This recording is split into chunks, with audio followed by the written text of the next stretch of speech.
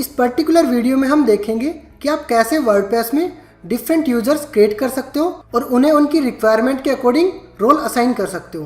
तो आप यहाँ पे लॉगिन करने के बाद सबसे पहले यूजर्स पे जाओ। अगर आप अभी यहाँ पे ऑल यूजर्स पे क्लिक करोगे तो देखो अभी फिलहाल जो आपकी वेबसाइट है वहाँ पे एक सिंगल यूजर ही आपका अवेलेबल है और यहाँ पे आप रोल देखो वो हमारे पास अभी एडमिनिस्ट्रेटर है। देखो जनरली अगर आप अकेले ही अपनी वेबसाइट को मैनेज कर रहे हो तो आपको कभी भी मल्टीपल यूजर क्रिएट करने की रिक्वायरमेंट नहीं होती। बट जैसे जैसे आपकी वेबसाइट, ब्लॉग या फिर जो आपका बिजनेस है, आपकी जो ऑर्गेनाइजेशन है वो ग्रो होगी तो वहाँ पे आप सारी चीजें इंडिविजुअली कभी हैंडल नहीं करते। जैसे आपकी ऑर्गेनाइजेशन ग्रो होती है आपके पास डिफरेंट चीजों को मैनेज करने के लिए एक टीम होती है और ऑब्वियसली आप भी हमेशा ऐसा ही चाहोगे कि जिस भी यूजर को या फिर जिस भी टीम मेंबर को आपके जिस एरिया की रिक्वायरमेंट है, जिस चीज के एक्सेस की रिक्वायरमेंट है, आप उसे उतना ही एक्सेस दो। तो आप यहाँ पे अपनी वेबसाइट को मैनेज करने के लिए मल्टीपल यूजर्स ऐड कर सकते हो। तो आप यहाँ पे ऐड न्यू पे जाओ। जैसे हम यहाँ पे ऐड न्यू पे जाते हैं तो आप यहाँ पे देखो कुछ बेसिक डिटेल हमने हमेशा यहाँ पे फिल करनी होती है, लाइक आपका यूजर नेम और ईमेल। ये दोनों चीजें आपकी रिक्वायर्ड है। देखो जब यूजर आपकी वेबसाइट पे लॉगिन करता है तो वो यूजर नेम या ईमेल आईडी इन दोनों में से किसी भी एक चीज को अपने पासवर्ड के साथ यूज करके लॉगिन कर सकता है। तो आप यहाँ पे यूजर को उसके नाम के अकॉर्डिंग यूजर नेम प्रोवाइड कर सकते हो और जो भी उसकी ईमेल आईडी है वो आप यहाँ पे ऐड कर सकते हो। उसके बाद बेसिक डिटेल है यूजर का first name and last name. Website ये आपका ऑप्शनल है, जरूरी नहीं कि आप यहाँ पे यूजर की वेबसाइट का नाम भी डालो, आप इस पार्ट को ब्लैंक भी रख सकते हो। उसके बाद हमारे पास ऑप्शन है पासवर्ड। आप यहाँ पे अगर चाहते हो कि आप उन्हें मेल के थ्रू पासवर्ड असाइन करो तो आप यहाँ पे डायरेक्ट पासवर्ड देखो इसे कॉपी करके मेल कर सकते हो। उसके बाद हमारे पास यहाँ पे एक ऑप्शन है कि अगर आप चाह रहे हो कि यूजर को उसकी ईमेल आईडी और जो लॉगिन डिटेल्स है वो मेल पे चली जाए तो जो ईमेल आईडी आप यहाँ पे यूज करोगे उस मेल आईडी पे वो सारी डिटेल्स चली जाएगी। उसके बाद आपके आते हैं रोल्स। ये जो आपके डिफरेंट रोल्स है, अगर आप यहाँ पे जाओगे तो हमारे पास यहाँ पे बाय डिफॉल्ट 5 रोल्स अवेलेबल है और यहाँ पे ये बाय डिफॉल्ट 5 रोल्स है। काफी प्लगइन्स आपको यहाँ पे ऐसे मिल जाते हैं जिनके थ्रू आप इन डिफरेंट रोल को अपनी रिक्वायरमेंट के अकॉर्डिंग भी मैनेज कर सकते हो और आप नंबर ऑफ रोल्स को इंक्रीज भी कर सकते हो। तो फिलहाल हम यहाँ पे जो 5 डिफॉल्ट रोल है उन्हें ही डिस्कस करेंगे। मैं यहाँ पे सभी रोल्स को डिस्कस करने के बाद आपको एक एडिटर के नाम से यूजर क्रिएट करके भी दिखाऊंगा ताकि आप चीजों को और अच्छे से समझ सको। तो यहाँ पे आप देखो हमें डिफरेंट रोल दिए गए हैं। अगर मैं यहाँ पे बात करता हूँ एडमिनिस्ट्रेटर, तो जो एडमिनिस्ट्रेटर रोल है उसके पास फुल कंट्रोल होता है। जो आप यहाँ पे सेक्शंस देख रहे हो ये सारे सेक्शन एडमिनिस्ट्रेटर के पास होते हैं। जो एडमिनिस्ट्रेटर होता है वो किसी भी यूजर को ऐड भी कर सकता है और किसी भी यूजर को वो इवन डिलीट भी कर सकता है। मीन्स यहाँ पे जो एडमिनिस्ट्रेटर का रोल है वो आपकी वेबसाइट में जो भी मेन हेड होगा उसी के पास होगा। या फिर हो सकता है अगर आप वेबसाइट के बैकएंड में डेवलपर से चीजें हैंडल करा रहे हो तो डेवलपर भी जनरली एडमिनिस्ट्रेटर रोल के साथ ही रहेगा, क्योंकि एडमिन रोल के पास ही जो सेटिंग के ऑप्शंस आप देख रहे हो और जो आपकी अपीयरेंस और प्लगइन्स को मैनेज करने के ऑप्शंस होते हैं वो अनेबल होते हैं। मीन्स एडमिन के अलावा इन पार्ट्स को और यूजर एक्सेस नहीं कर सकते। तो हम अपनी वेबसाइट के अंदर 1 या 2 ही एडमिन रखते हैं। उसके बाद हमारे पास ऑप्शन है एडिटर। तो देखो जैसे इसका नाम ही आपको प्रेजेंट कर रहा है, एडिटर जनरली वो लोग होते हैं जो आपकी वेबसाइट के अंदर पेजेस, पोस्ट और मीडिया, इवन जो आपके कमेंट सेक्शन है उन्हें भी मैनेज कर पाए। बट जो एडिटर होते हैं उनके पास डिफरेंट यूजर को एक्सेस करने का या फिर जो आपकी सेटिंग्स है, जो प्लगइन्स है और जो आपकी थीम्स है उन्हें मैनेज करने का ऑप्शन नहीं होता। बट जो एडिटर है वो किसी भी यूजर ने अगर कोई कंटेंट लिखा है, कोई ब्लॉग लिखा है, कोई पेज लिखा है या फिर कोई कमेंट आया है वो सभी में चेंजेस कर सकता है। वो उन सभी चीजों को इजीली मैनेज कर सकता है। तो एडिटर जनरली आपके सारे कंटेंट को मैनेज करता है।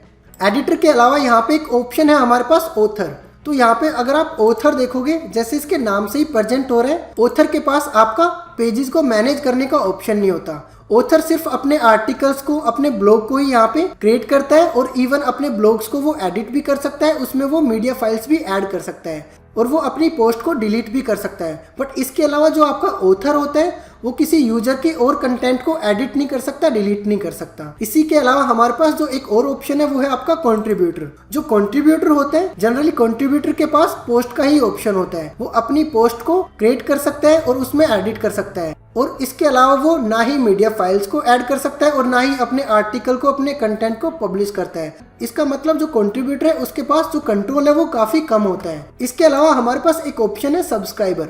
जो सब्सक्राइबर यूजर होते हैं वो नॉर्मल जैसे एक यूजर आपकी वेबसाइट के अंदर पेजेस चेक करते हैं ऐसे ही वो पेजेस चेक कर सकता है। इसके अलावा वो अपनी प्रोफाइल सेट कर सकता है, लाइक अपने नाम और बैकएंड को थोड़ा सा कलरफुल बना सकता है इसके अलावा जो सब्सक्राइबर है, अगर हम कोई ऐसे पेजेस रखते हैं जो एक स्पेसिफिक लॉगिन यूजर ही देख पाए, या फिर कुछ ऐसी फंक्शनैलिटी हम अपनी वेबसाइट में अनेबल करते हैं कि जब एक यूजर लॉगिन करेगा तो ही वो मेरी वेबसाइट पे कुछ स्पेसिफिक एक्शन ले सकता है। लाइक हम यहाँ पे अपनी वेबसाइट में कमेंट को अनेबल कर सकते हैं कि एक लॉगिन यूजर ही हमारी वेबसाइट पे कमेंट कर पाए, तो एक सब्सक्राइबर यूजर ही उस केस में कमेंट कर पाएगा। बट इसके अलावा जो एक सब्सक्राइबर यूजर है वो आपकी वेबसाइट में कोई ज्यादा कंट्रीब्यूशन नहीं कर सकता। हाँ, इसके अलावा जो सब्सक्राइबर ऑप्शन होता है ये डिफॉल्ट आपका तब यूज किया जाता है जब आपने देखा होगा कि काफी वेबसाइट्स होती है जहाँ पे वो अपनी वेबसाइट में फ्री साइनअप्स को प्रोवाइड करती है। मीन्स यूजर जाता है और वहाँ पे फ्री रजिस्ट्रेशन करता है, उसके बाद उसे कुछ पर्टिकुलर एक्सेस मिल जाता है। तो वहाँ पे जब भी आप कोई ऐसी थीम यूज करते हो जहाँ पे यूजर जाए और अपने आप को रजिस्टर कर सके, तो उस केस में जो भी डिफॉल्ट रोल होता है, जब भी यूजर अपने आप को रजिस्टर करता है तो वो आपका सब्सक्राइबर ही होता है।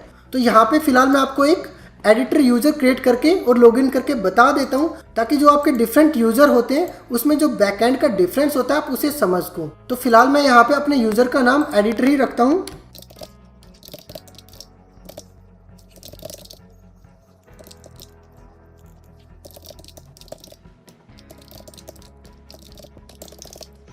तो देखो यहाँ पे फिलहाल मैंने सारी बेसिक रिक्वायरमेंट फिल कर दी है। मैंने एक यूजर नेम, ईमेल आईडी और अपने पासवर्ड यहाँ पे सिलेक्ट कर लिए। उसके बाद जो यूजर को रोल दिया वो एडिटर का है। उसके बाद यहाँ पे मैं ऐड न्यू यूजर पे क्लिक करता हूँ।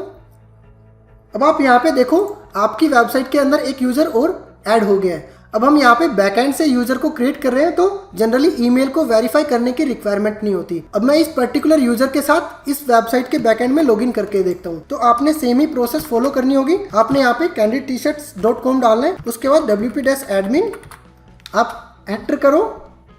यहाँ पे आप अपना यूजर नेम भी डाल सकते हो या फिर ईमेल आईडी भी। उसके बाद जो पासवर्ड मैंने यहाँ पे यूज किए थे वो पासवर्ड मैं यहाँ पे लॉगिन करने के लिए यूज कर लूंगा। देखो यहाँ पे जैसे ही मैंने अपने एडिटर यूजर के साथ लॉगिन किया तो आप यहाँ पे देखो जो हमारा लेफ्ट साइड पैनल है, यहाँ पे जो आपको ऑप्शन दिए गए वो काफी लिमिटेड है। मीन्स यहाँ पे ना ही हमारे पास प्लगइन का ऑप्शन आ रहा है, ना ही हमारे पास थीम का ऑप्शन आ रहा है, ना ही हमारे पास सेटिंग ऑप्शन आ रहा है। बट एक एडिटर आपका यहाँ पे सभी पोस्ट को देख सकता है और इवन उन्हें एडिट भी कर सकता है। अब देखो यहाँ पे हमारे पास सारे ऑप्शंस आ गए हैं। मीन्स यहाँ से मैं अपनी सभी पोस्ट और पेजेस को इजीली मैनेज कर सकता हूँ। तो अगर आप चाह रहे हो कि एक ऐसा यूजर जिसने आपकी वेबसाइट के अंदर मीडिया फाइल, पोस्ट और पेजेस को ही मैनेज करना है, तो आप उसे इजीली एक एडिटर का रोल देके अपनी वेबसाइट में एक्सेस दे सकते हो। यहाँ पे जो यूजर है वो अपनी वेबसाइट के अंदर प्रोफाइल को भी मैनेज कर सकता है। यहाँ पे आप जाओ और ये जो प्रोफाइल को मैनेज करने का ऑप्शन है ये सिर्फ एडिटर के पास नहीं है, ये आपका ऑलमोस्ट हर किसी के पास मिलेगा। मीन्स यहाँ पे जो आप अभी फिलहाल बैकएंड देख रहे हो, इसे अगर आप कलरफुल यूज करना चाहते हो तो आप अपने अकॉर्डिंग इसे कलरफुल यूज कर सकते हो। उसके बाद जो आपका यहाँ पे नेम है इसे आप अपने अकॉर्डिंग मैनेज करना चाहते हो। जैसे अभी हमारा नाम एडिटर यूजर है, तो आप यहाँ पे अपना फर्स्ट नेम, लास्ट नेम और उसके बाद आप डिस्प्ले नेम आप सिलेक्ट कर सकते हो। और ये सारी बेसिक डिटेल्स है जो आप यहाँ पे यूज कर सकते हो और अपनी प्रोफाइल को अपडेट कर सकते हो। सेम प्रोफाइल का ही ऑप्शन आपको यहाँ पे एडमिन यूजर में भी मिलता है। आप यहाँ पे यूजर पे जाओ, उसके बाद योर प्रोफाइल, यहाँ पे भी आप अपनी वेबसाइट के बैकएंड को अपने अकॉर्डिंग मैनेज कर सकते हो। तो फिलहाल इस वीडियो में इतना ही। नेक्स्ट वीडियो में हम देखेंगे कि वर्डप्रेस के सेटिंग सेक्शन को यूज करके हम अपनी वेबसाइट के अंदर क्या क्या चीजें मैनेज कर सकते हैं। और लास्ट में मैं आपसे यही कहूँगा कि अगर आपको ये वीडियो हेल्पफुल लगी है तो आप प्लीज़ इस वीडियो को लाइक कीजिए और मेरे इस YouTube चैनल को सब्सक्राइब कीजिए। और अगर आपको ये लगता है कि ये वीडियो कुछ और लोगों की हेल्प कर सकती है तो प्लीज़ आप इस वीडियो को उन लोगों के साथ शेयर कीजिए।